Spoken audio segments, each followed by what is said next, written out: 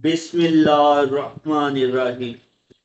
تمام Urdu book shelf کے سامعین کو السلام علیکم۔ امید کرتا ہوں آپ سب خیر عافیت سے ہوں گے اور اللہ کی امان میں ہوں۔ آج ہم اپنے ناول داستان ایمان فروشوں کی دوسری قسط کو شروع کریں گے، جو جلد اول کی دوسری قسط ہے اس کو شروع کریں گے، جس کا نام ہے ساتویں لڑکی۔ اس میں ہم جانیں گے کہ صلیبیوں کے بحری جہازوں اور بیڑوں کا کیا ہوا، اور ان کے بعد کے حالات کا، جو صلاح الدین ایوبی نے ان سے جنگ کی، اس کے بعد ان کے ساتھ کیا کیا کیا گیا اور ان کے ساتھ کیا رویہ رکھا گیا، اس کے بارے میں جانیں گے۔ اور نئی سازشیں جو صلیبیوں نے اور نامور مسلمانوں نے صلاح الدین ایوبی کے خلاف کی، ان کے بارے میں اور جانیں گے۔ تو آئیے چلتے ہیں اپنے ناول کی طرف۔ داستان ایمان فروشوں کی، جلد اول، قسط نمبر 2، ساتویں لڑکی۔ صلیبیوں کے بحری بیڑے اور افواج کو بحیرہ روم میں غرق کر کے صلاح الدین ایوبی ابھی مصر کے ساحلی علاقے میں ہی موجود تھا۔ 7 دن گزر گئے تھے، صلیبیوں سے تاوان وصول کیا جا چکا تھا، مگر بحیرہ روم ابھی تک بچے کچے بحری جہازوں کو، کشتیوں کو نگل اور انسانوں کو اگل رہا تھا۔ صلیبی ملاح اور سپاہ جلتے جہازوں سے سمندر میں کود گئے تھے۔ دور سمندر کے وسط میں 7 روز بعد بھی چند ایک جہازوں کے بادبان پھڑپھڑاتے نظر آتے تھے۔ ان میں کوئی انسان نہیں تھا۔ پھٹے ہوئے بادبانوں نے جہازوں کو سمندر کے رحم و کرم پر چھوڑ دیا تھا۔ صلاح الدین ایوبی نے ان کی تلاشی کے لیے کشتیاں روانہ کر دی تھی اور ہدایت دی تھی کہ اگر کوئی جہاز یا کشتی کام کی ہو تو وہ رسوں سے گھسیٹ لائیں، اور جو اس قابل نہ ہو ان میں سے سامان اور کام کی دیگر چیزیں نکال لائیں۔ کشتیاں چلی گئی تھیں اور جہازوں سے سامان لایا جا رہا تھا۔ ان میں زیادہ تر اسلحہ اور کھانے پینے کا سامان تھا یا لاشیں۔ سمندر میں لاشوں کا یہ عالم تھا کہ لہریں انہیں اٹھا اٹھا کر ساحل پر پٹک رہی تھی۔ ان میں کچھ تو جلی ہوئی تھیں اور کچھ مچھلیوں کی کھائی ہوئی۔ بہت سی ایسی تھی جن میں تیر پیوست تھے۔ صلاح الدین ایوبی نے صلیبیوں کے تیروں، نیزوں، تلواروں اور دیگر اسلحہ کا معائنہ بڑی غور سے کیا تھا اور انہیں اپنے اسلحہ کے ساتھ رکھ کر مضبوطی اور مار کا مقابلہ کیا تھا۔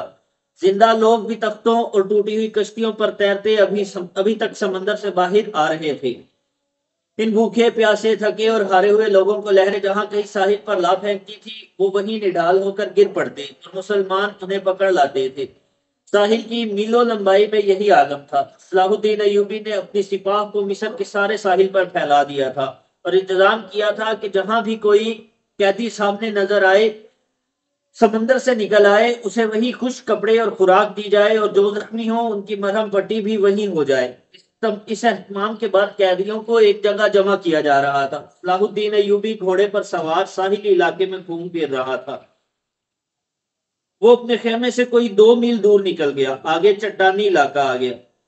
چٹانوں کی ایک سمت سمندر اور عقب میں صحرا تھا۔ یہ سرسبز صحرا تھا جہاں کھجور کے علاوہ دوسری اقسام کے صحرائی درخت اور جھاڑیاں تھیں۔ صلاح الدین ایوبی گھوڑے سے اترا اور پیدل چٹانوں کے دامن میں چل پڑا۔ محافظ دستے کے 4 سوار اس کے ساتھ چل تھے۔ اس نے اپنا گھوڑا محافظوں کے حوالے کیا اور انہیں وہیں ٹھہرنے کو کہا۔ اس کے ساتھ 3 سالار تھے، ان میں سے اس کا رفیق خاص بہاؤالدین شداد بھی تھا۔ وہ اس معرکے سے ایک ہی روز پہلے عرب سے اس کے پاس آیا تھا۔ انہوں نے بھی گھوڑے محافظوں کے حوالے کیے اور سلطان کے ساتھ ساتھ چلنے لگی۔ موسم سرد تھا۔ سمندر میں تلاطم نہیں تھا۔ لہریں آتی تھیں اور چٹانوں سے دور ہی سے واپس چلی جاتی تھی۔ ایوبی ٹہلتے ٹہلتے دور نکل گیا اور محافظ دستے کی نظروں سے اوجھل ہو گیا۔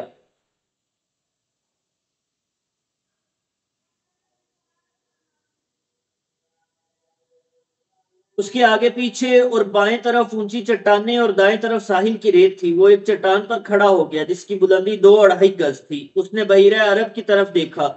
یوں معلوم ہوتا تھا جیسے سمندر کی نیلاہٹ سلطان ایوبی کی آنکھوں میں اتر آئی ہو۔ اس کے چہرے پر فتح و نصرت کی مسرت تھی اور اس کی گردن کچھ زیادہ ہی تن گئی تھی۔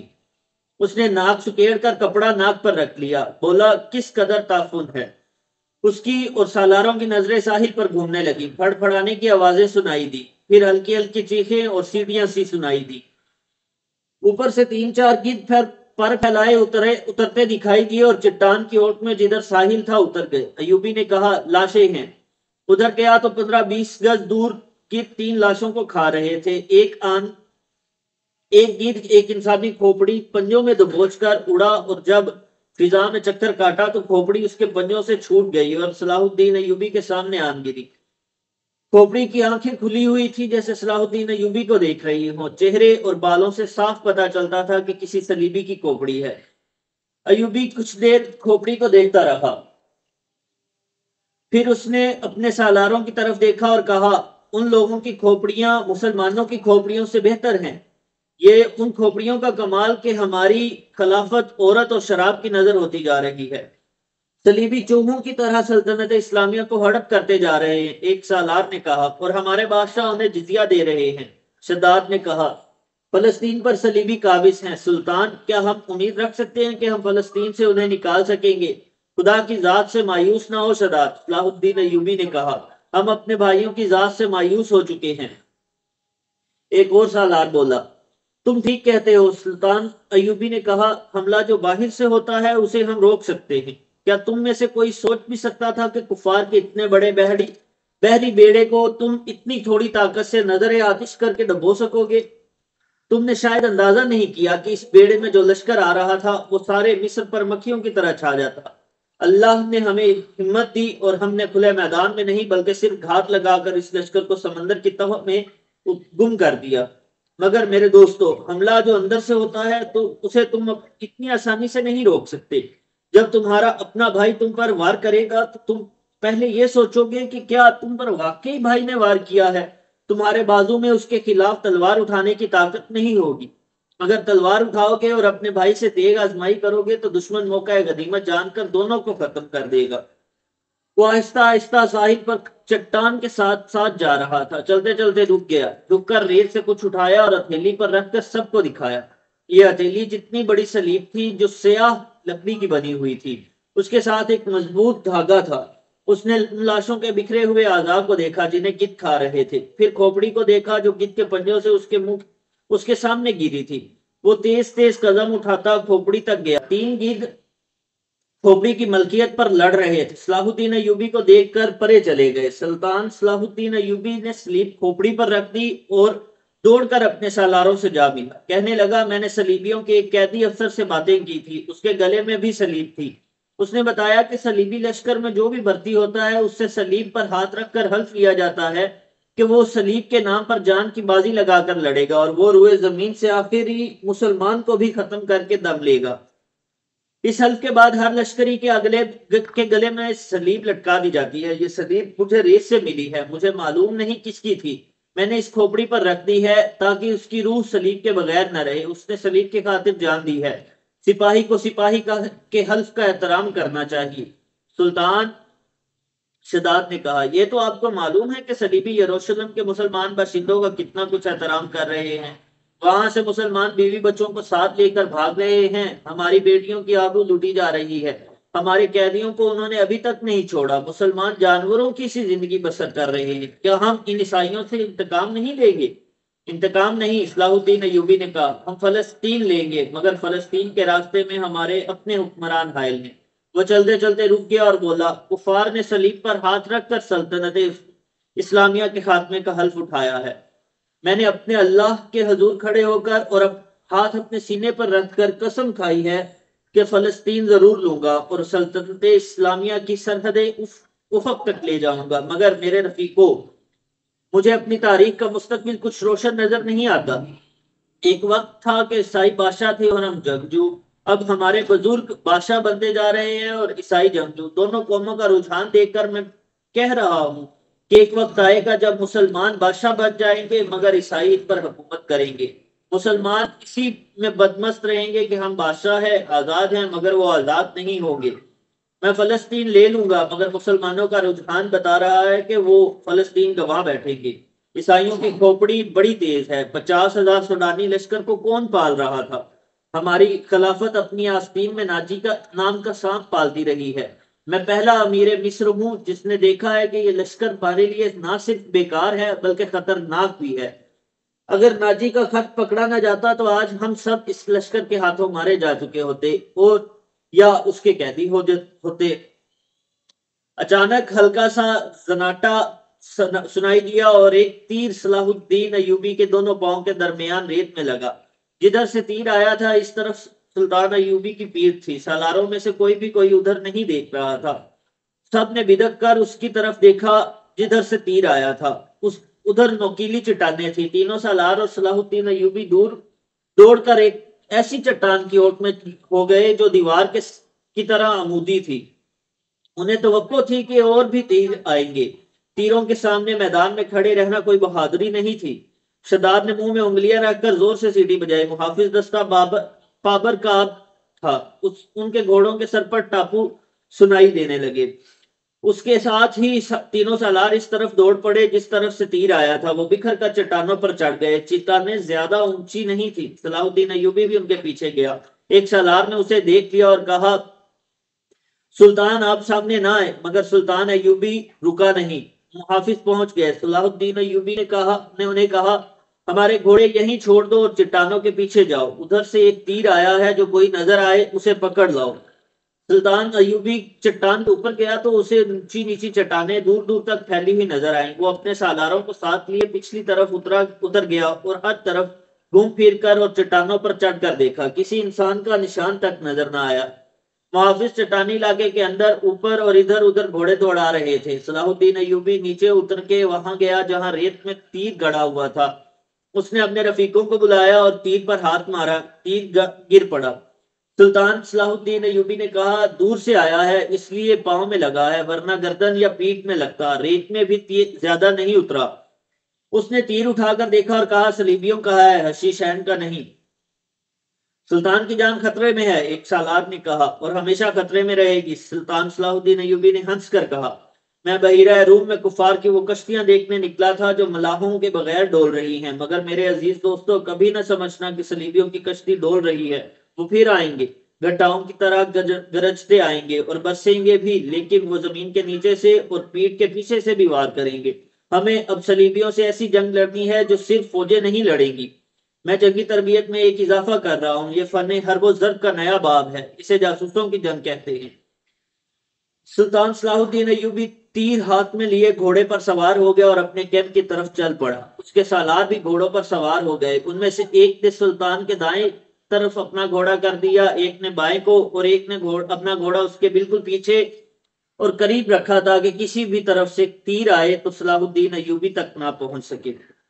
صلاح الدین ایوبی نے اس تیر پر ذرا سی بھی پریشانی کا اظہار نہ کیا جو کسی نے اسے قتل کرنے کے لیے چلایا تھا۔ اپنے رفیق سالاروں کو اپنے خیمے میں بٹھائے ہوئے بتا رہا تھا کہ جاسوس اور شب خون مارنے والے دستے کس قدر نقصان کرتے ہیں۔ وہ کہہ رہا تھا، میں علی بن سفیان کو ایک ہدایت دے چکا ہوں، لیکن اس پر عمل درآمد نہیں ہو سکا، کیونکہ فوراً ہی مجھے اس حملے کی خبر ملی اور عمل درآمد دھرا رہ گیا۔ تم سب فوری طور پر یوں کرو کہ اپنے سپاہیوں اور ان کے عہدیداروں میں سے ایسے افراد منتخب کرو جو دماغی اور جسمانی لحاظ سے مضبوط اور صحت مند ہوں۔ باریک بین، دور اندیش، قوت فیصلہ رکھنے والے، جانباز قسم کے آدمی چنو۔ میں نے علی کو ایسے آدمیوں کی جو صفات بتائی تھی وہ سب سن لو۔ ان میں اونٹ کی مانند زیادہ سے زیادہ دن بھوک اور پیاس برداشت کرنے کی قوت ہو، چیتے کی طرح جھپٹنا جانتے ہوں، عقاب کی طرح ان کی نظریں تیز ہوں، خرگوش اور ہرن کی طرح دوڑ سکتے ہوں، مسلح دشمن سے ہتھیار کے بغیر بھی لڑ سکے، ان میں شراب اور کسی دوسری نشہ آور چیز کی عادت نہ ہو، کسی لالچ میں نہ آئے، اور عورت کتنی حسین مل جائے اور زر و جواہرات کے انبار ان کے قدموں میں لگا دیے جائیں، وہ نظر اپنے فرض پر رکھیں۔ اپنے دوستوں اور ان کے کمانداروں کو خاص طور پر ذہن نشین کرا دیں کہ عیسائی بڑی ہی خوبصورت اور جوان لڑکیوں کو جاسوسی کے لیے اور فوجوں میں بے اطمینانی پھیلانے کے لیے اور عسکریوں کو جذبے کے لحاظ سے بیکار کرنے کے لیے استعمال کر رہے ہیں۔ میں نے مسلمانوں میں یہ کمزوری دیکھی ہے کہ عورت کے آگے ہتھیار ڈال دیتے ہیں۔ میں مسلمان عورت کو اس مقصد کے لیے دشمن کے علاقے میں کبھی نہیں بھیجوں گا۔ ہم عصمتوں کے محافظ ہیں، عصمت کو ہتھیار نہیں بنائیں گے۔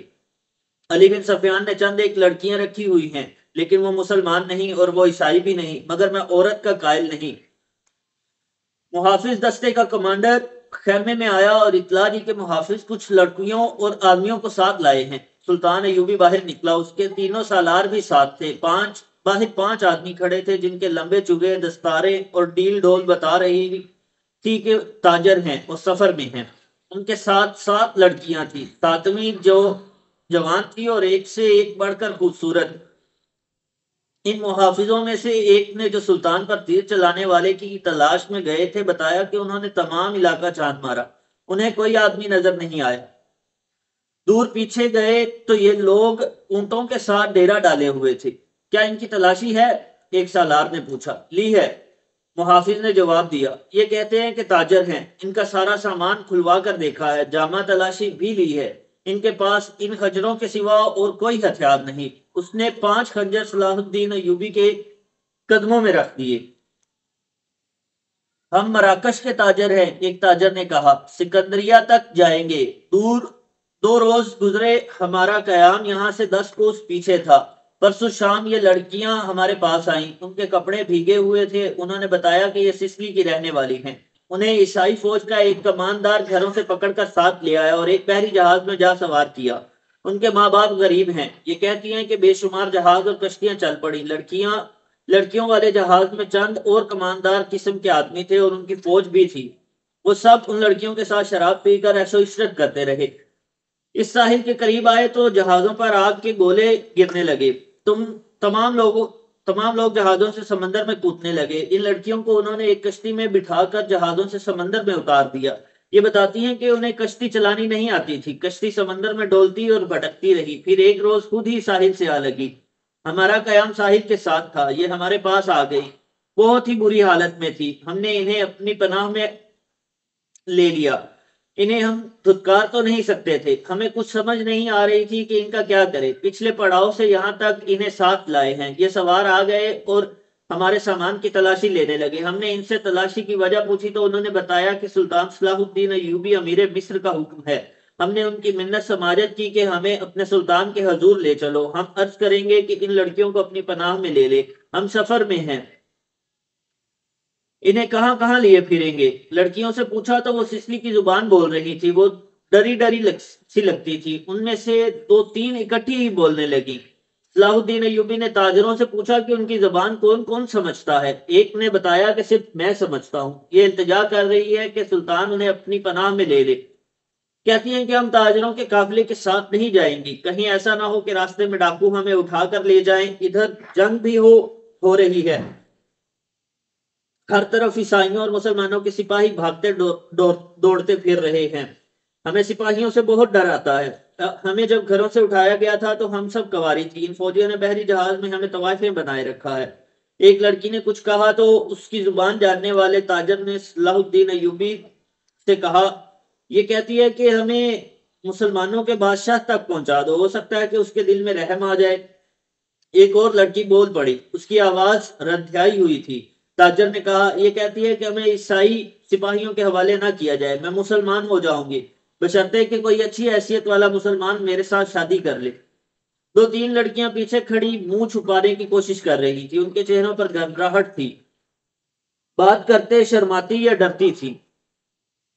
صلاح الدین ایوبی نے تاجر سے کہا، انہیں کہو کہ یہ عیسائیوں کے پاس نہیں جانا چاہتی، ہم انہیں اسلام قبول کرنے پر مجبور نہیں کر سکتے۔ یہ لڑکی جو کہہ رہی ہے کہ مسلمان ہو جائے گی بشرطے کہ کوئی مسلمان اس کے ساتھ شادی کر لے، اسے کہو کہ میں اس کی پیشکش قبول نہیں کر سکتا، یہ خوف اور مجبوری کے عالم میں اسلام قبول کرنا چاہتی ہے۔ انہیں بتاؤ کہ انہیں مجھ پر اعتماد ہے تو میں انہیں اسلام کی بیٹیوں کی طرح پناہ میں لیتا ہوں، اپنے دارالحکومت میں جا کر یہ انتظام کر دوں گا کہ انہیں عیسائی راہبروں یا کسی پادری کے پاس بھجوا دوں۔ پادری یروشلم میں ہوں گے۔ دوسری صورت یہ ہے کہ جب عیسائی قیدیوں کو آزاد کیا جائے گا تو میں کوشش کروں گا کہ ان کی شادیاں قابل اعتماد اور اچھی حیثیت کے قیدیوں کے ساتھ کر دوں۔ انہیں یہ بھی بتا دو کہ کسی مسلمان کو ان سے ملنے کی اجازت نہیں ہوگی اور نہ انہیں اجازت ہوگی کہ کسی مسلمان سے ملے، ان کی ضروریات اور عزت کا خیال رکھا جائے گا۔ تاجر نے لڑکیوں کو ان کی زبان میں سلطان صلاح الدین ایوبی کی ساری باتیں بتائیں تو ان کے چہرے پر رونق آ گئی، وہ ان شرائط پر رضامند ہو گئی۔ تاجر شکریہ ادا کر کے چلے گئے۔ صلاح الدین ایوبی نے لڑکیوں کے لیے الگ خیمہ لگانے اور خیمے کے باہر ہر وقت ایک سنتری موجود رہنے کا حکم دیا۔ وہ خیمے کی جگہ بتانے ہی لگا تھا کہ 6 صلیبی سلطان ایوبی کے سامنے لائے گئے۔ وہ بہت ہی بری حالت میں تھے، ان کے کپڑے بھیگے ہوئے تھے، کپڑوں پر خون بھی تھا، ریت بھی۔ ان کے چہرے لاشوں کی مانند تھے۔ ان کے متعلق بتایا گیا کہ 1.5-2 میل دور ساحل پر بے سدھ پڑے تھے۔ وہ ٹوٹی ہوئی کشتی پر تیر رہے تھے۔ ایک دن کشتی پانی کے بھر جانے سے ڈوب گئی۔ یہ سب تیر کر ساحل تک پہنچے۔ کشتی میں 22 آدمی سوار ہوئے تھے، صرف یہ 6 زندہ بچے۔ ان سے چلا نہیں جاتا تھا۔ یہ صلیبی لشکر کے سپاہی تھے، وہ سب دھڑام سے بیٹھ گئے۔ ان میں سے ایک چہرے مورے سے لگتا تھا کہ معمولی سپاہی نہیں ہے، وہ کراہ رہا تھا۔ اس کے کپڑوں پر خون کا ایک دھبا بھی نہ تھا، مگر زخمیوں سے زیادہ تکلیف میں معلوم ہوتا تھا۔ اس نے 7 لڑکیوں کو غور سے دیکھا اور پھر کراہنے لگا۔ یہ صلاح الدین ایوبی کا حکم تھا کہ ہر ایک قیدی اسے دکھایا جائے۔ چونکہ قیدی ابھی تک سمندر سے بچ بچ کر نکل رہے تھے، اس لیے ہر ایک قیدی سلطان صلاح الدین ایوبی کے سامنے لایا جاتا تھا۔ اس نے ان قیدیوں کو بھی دیکھا، کسی سے کوئی بات نہ کی، البتہ اس قیدی کو جو سب سے زیادہ کراہ رہا تھا اور جس کے جسم پر کوئی زخم نہ تھا، سلطان نے غور سے دیکھا اور آہستہ سے اپنے سالاروں سے کہا، علی بن سفیان ابھی تک نہیں آیا۔ ان تمام قیدیوں سے جو اب تک ہمارے پاس آ چکے ہیں بہت کچھ پوچھنا ہے، ان سے معلومات لینی ہے۔